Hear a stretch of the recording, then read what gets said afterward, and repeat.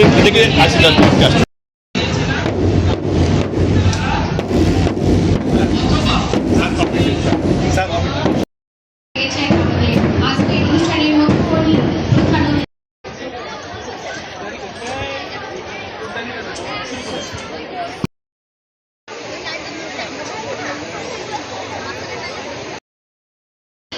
এটাই তো মজা।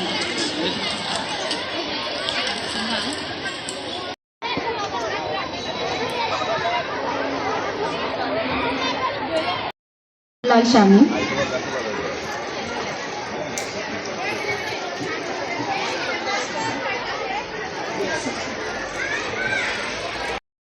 চরিত্রে যে বাচ্চাটা অভিনয় করবে, তুমি সবার এই সামনে আসো, এসে র্যাম্প এখানে একটু স্লো করবে, সামনে আমি একটু পাস করি। এ পর্যায়ে আমাদের মাঝে আছে একজন বাদাম বিক্রেতা, অভ্যুত্থানের আবু সাইদকে দেখতে পাচ্ছি আমরা আমাদের মাঝে। ফিলিস্তিনের ক্ষুধার্ত শিশু যার পুরো মাথা রক্তাক্ত অবস্থায় আছে।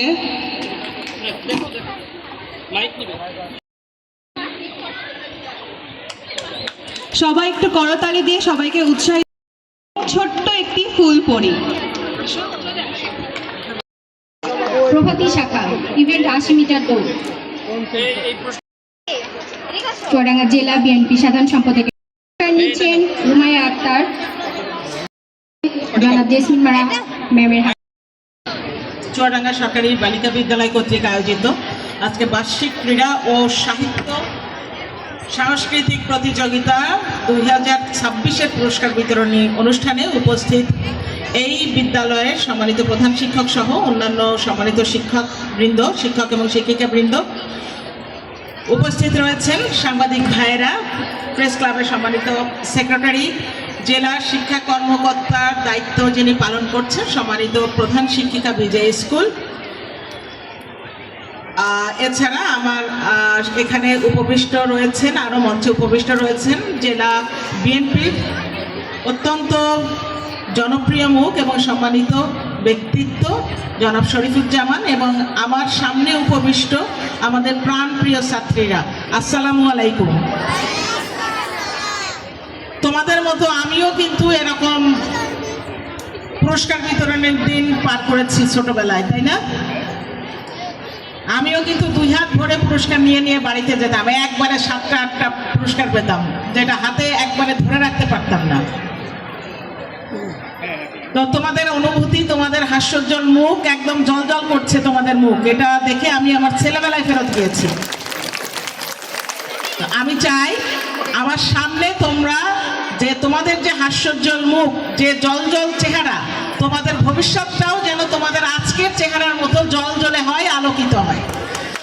আর এই জলজলে আলোকিত হওয়ার জন্য আমাদের কিন্তু কাজ আছে, অনেকগুলো কাজ আছে। তোমাদের কাজ আছে, তোমাদের যারা অভিভাবক তাদের কাজ আছে, তোমাদের এখানে যারা পাঠদান করছেন তাদের কাজ আছে। আমি যে তোমাদের বিদ্যালয়ের একজন সভাপতি এবং একজন জেলা প্রশাসক হিসাবে দায়িত্ব পালন করছি, আমারও অনেকগুলো কাজ আছে। তো সবারই সম্মিলিত কাজ আছে তোমাদের এই আলোকিত ভবিষ্যৎ গড়ার জন্য।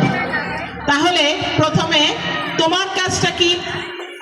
সকালবেলা ঘুম থেকে উঠে কি করতে হবে? হাত মুখ ধুয়ে স্কুলের ব্যাগটা নিয়ে আসার আগে নাস্তা খেতে হবে। কিন্তু তোমরা অনেকে নাস্তা খেয়ে কিন্তু স্কুলে আসো না, মা খাওয়াতে চান, অনেক জোরাজোরি করেন, কেউ খাও, ম্যাক্সিমাম তোমরা সকালবেলায় স্কুলে আসো নাস্তা না খেয়ে। এই কাজটা করা যাবে না। এই কাজটা করার জন্য ছোটবেলা থেকে তোমরা অ্যাসিডিটির প্রবলেমে ভুগছো। তোমার শরীর যদি সুস্থ না থাকে তুমি কিন্তু পড়াশোনা করতে পারবে না ঠিক মতো। কাজে আমাদের নিজেদের শরীরের যেমন যত্ন নিতে হবে, ঠিক তেমনই আমাদের পড়াশোনার যত্ন নিতে হবে সমানভাবে। আর নিয়মিত বিদ্যালয়ে উপস্থিত হতে হবে। তোমাদের সম্মানিত প্রধান শিক্ষক মহোদয় এখানে বলে গেছেন যে তোমরা নিয়মিত স্কুলে আসো, এবং বাকিটা ওনার দায়িত্ব কিভাবে পড়াতে হবে উনি সেই বিষয়ে নির্দেশনা দিবেন ওনার সম্মানিত শিক্ষক মণ্ডলীকে, এবং তোমরা নিয়মিত শ্রেণীকক্ষে উপস্থিত হয়ে পড়াশোনায় মনোযোগী হবে। তবে তোমাদের কাছে প্রথমে আমি অনুরোধ করছি তোমরা শ্রেণীকক্ষে নিয়মিত হও।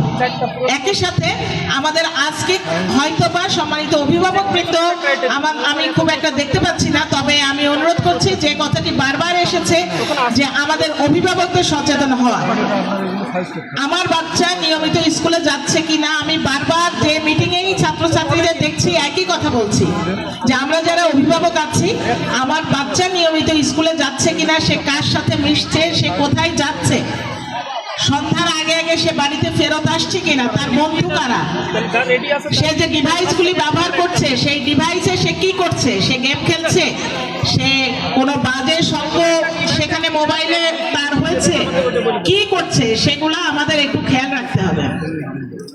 আমাদের এই জেলাতে দুইটা প্রবণতা খুবই বেশি, একটা হচ্ছে বাল্য বিয়ে আর একটা হচ্ছে পালিয়ে বিয়ে, দুটোই কিন্তু আছে। আমি এই প্রোগ্রামে আসার ঠিক আগে খবর পেলাম যে আজকেও দামোদরহুদাতে 16 বছরের দুইটা ছেলে মেয়ে তারা পালিয়ে চলে গেছে।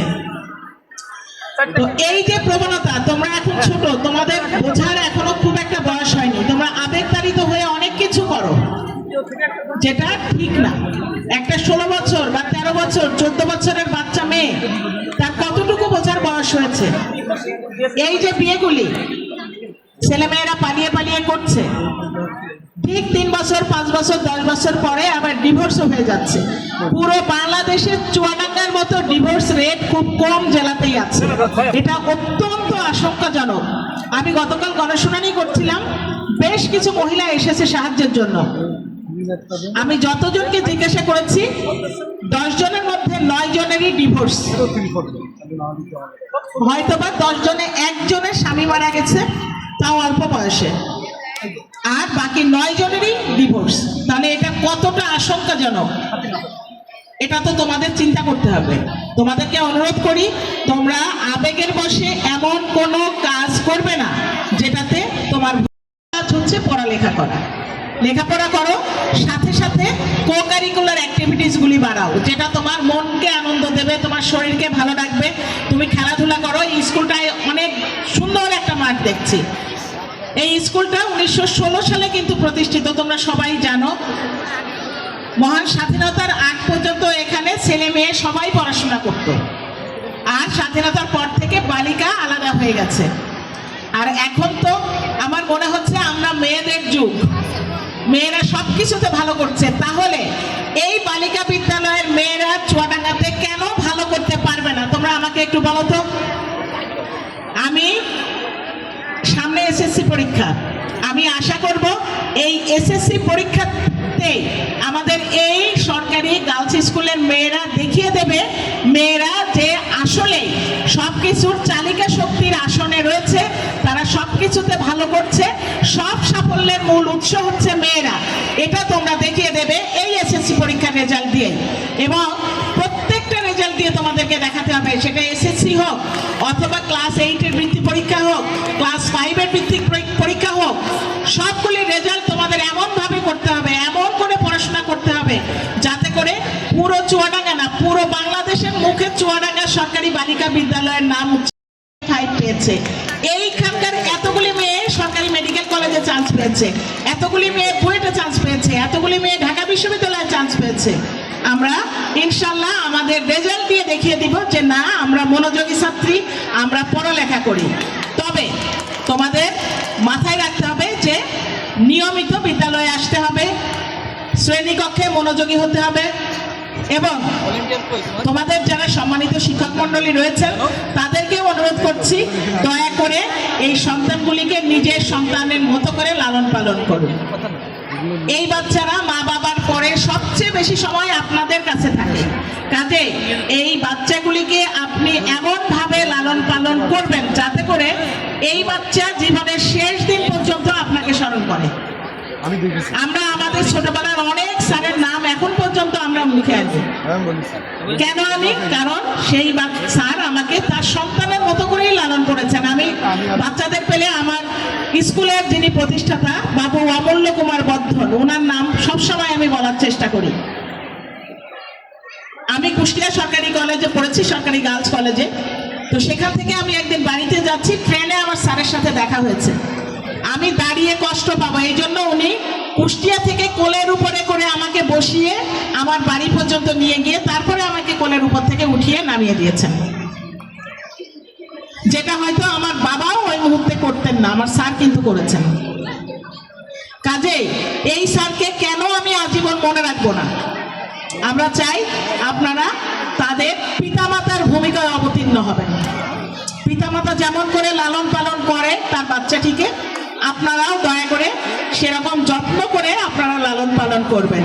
আর একটা বিষয়ে আমি সতর্ক করছি, স্কুল সময়ে স্কুল ফাঁকি দিয়ে যেন কোনো শিক্ষক প্রাইভেট টিউশনি বা কোচিং এর সাথে আপনারা জড়িত না হন। আমি আপনাদেরকে বারবার করে অনুরোধ করছি, স্কুল সময়ে আপনারা দয়া করে কোনো প্রকার কোচিং সেন্টার অথবা কোনো প্রাইভেট টিউশনের সাথে জড়িত হবেন না। আপনারা শ্রেণীকক্ষে পাঠদানে মনোযোগী হন। আপনি যদি শ্রেণীকক্ষে পাঠদানে মনোযোগী হন, একটা বাচ্চা আপনার ক্লাসের আকর্ষণেই ক্লাসে উপস্থিত হবে, তাকে জোর করে নিয়ে আসতে হবে না অথবা পানিশমেন্ট দিয়ে আনতে হবে না। আর আমি সম্মানিত প্রধান শিক্ষককে অনুরোধ করছি, আপনি প্রথমে বাচ্চাগুলিকে মোটিভেট করেন এবং ক্লাসে পড়াশোনার মানটা ফেরত আনেন। তারপরেও যদি কোনো বাচ্চা ক্লাসে অনুপস্থিত থাকে, গার্ডিয়ানকে ডাকেন। আমাদের শরীফ সাহেব ঠিকই বলেছেন যে প্রত্যেক মাসে একটা করে অন্তত অভিভাবক সমাবেশ আপনি করেন। আপনি এখানে অভিভাবক সমাবেশ করবেন এবং আমাদেরকে বলবেন, আমরা এসে সরাসরি অভিভাবকদের সাথে কথা বলবো, আমরা শুনতে চেষ্টা করব কেন বাচ্চাগুলি শ্রেণীকক্ষে আসছে না। আমি মাঝখানে খবর পেলাম যে খুব অল্প কয়টা বাচ্চা, বিশেষ করে 9, 10, 8 এই ক্লাসগুলিতে খুবই সীমিত কিছু বাচ্চা শ্রেণীকক্ষে উপস্থিত হয়। এই প্রবণতা থেকে আমাদেরকে বের হয়ে আসতে হবে। আমাদের যারা সম্মানিত শিক্ষক মন্ডলী রয়েছেন, তারা যদি শ্রেণীকক্ষে পাঠদান করেন ঠিক মতো, সিলেবাস ধরে ধরে ওদেরকে প্রত্যেকটা জিনিস যদি ক্লাসেই শেখান, তাহলে তো ওই বাচ্চাকে বাড়তি সময়ে প্রাইভেট টিউশনিতে বা কোচিং সেন্টারে যেতে হবে না। একটা ছাত্রী সে যদি ঘন্টার পর ঘন্টা প্রাইভেট টিউশনিতে যায়, তার এনার্জি তো ওখানেই শেষ হয়ে যায়, সে ক্লাসে এসে কিভাবে মনোযোগ দিবে? সেম কথা একজন শিক্ষকের ক্ষেত্রে প্রযোজ্য। সে যদি বাইরে কোচিং সেন্টার আর প্রাইভেট পড়ানো নিয়ে ব্যস্ত থাকে, 2টা ঘন্টা এক নাগারে উনি প্রাইভেট পড়াচ্ছেন অথবা কোচিং সেন্টার চালাচ্ছেন, ওনার নিজেরও তো এনার্জি শেষ হয়ে যাবে, উনি ক্লাসে এসে কি পড়াবেন? আমরা যেন সবাই এই বিষয়টাতে খেয়াল রাখি। অনুরোধ করছি আপনাদের সবাইকে, আমরা যেন আমাদের শিক্ষার গুণগত মান ফেরত আনার লক্ষ্যে কাজ করি। একটা সময় ছিল এন্ট্রান্স পাস ছিল, তাই না? এসএসসি পাসকে ব্রিটিশ আমলে এন্ট্রান্স পাস বলা হতো। এন্ট্রান্স পাস করা একজন মানুষ যে পরিমাণ ফ্লুয়েন্ট হতেন ইংরেজিতে, বাংলা ব্যাকরণে, অঙ্কে, এখনকার এমএ পাসদের কাছ থেকেও আমরা তার সিটে ফোটাও পাচ্ছি না। তাহলে আমাদের শিক্ষার মানটা কোথায় গিয়েছে? আমি এই পার্শ্ববর্তী জেলাতেই এডিসি ছিলাম, আমি এই কথাটা বারবার বলছি। কুষ্টিয়াতে আমি এডিসি ছিলাম, সেখানে আমাকে 4র্থ শ্রেণীর নিয়োগের কার্যক্রম করতে হয়েছিল। আমি তখন দেখেছি ইসলামিক ইউনিভার্সিটি থেকে অনার্স মাস্টার্স পড়া ছেলে মেয়েরাও আসছে 4র্থ শ্রেণীর চাকরির খোঁজ করতে। ভাইভাতে যখন তাদেরকে আমি অঙ্ক করতে দিচ্ছি, অঙ্ক পাচ্ছে না। ইংলিশের ট্রান্সলেশন জিজ্ঞাসা করছি, সে ট্রান্সলেশন বলতে পারছে না। তাহলে আমার শিক্ষার মানটা কোথায় গিয়েছে আমার চিন্তা করতে হবে। কাজেই আমরা চাই আমাদের সবার সম্মিলিত প্রচেষ্টায় এই শিক্ষার গুণগত মান ফেরত আসুক। আমাদের ছেলেমেয়েরা যেন শুধুমাত্র সার্টিফিকেটধারী শিক্ষিত না হয়, সার্টিফিকেটধারী শিক্ষিত না হয়ে প্রকৃতপক্ষে তারা শিক্ষিত হোক, তারা সুশিক্ষিত হোক, তারা ভালো মানুষ হোক। আমরা এই ভালো মানুষ গড়ার কারিগর হিসেবে সবাই কাজ করি। এই আহ্বান জানিয়ে আবারও সবাইকে ধন্যবাদ এবং কৃতজ্ঞতা জানিয়ে যে আমাকে এখানে প্রধান অতিথি হিসেবে আমন্ত্রণ জানানো হয়েছে, এই জন্য আমি কৃতজ্ঞতা প্রকাশ করছি। সবাইকে আবারও ধন্যবাদ জানিয়ে শেষ করছি। ধন্যবাদ।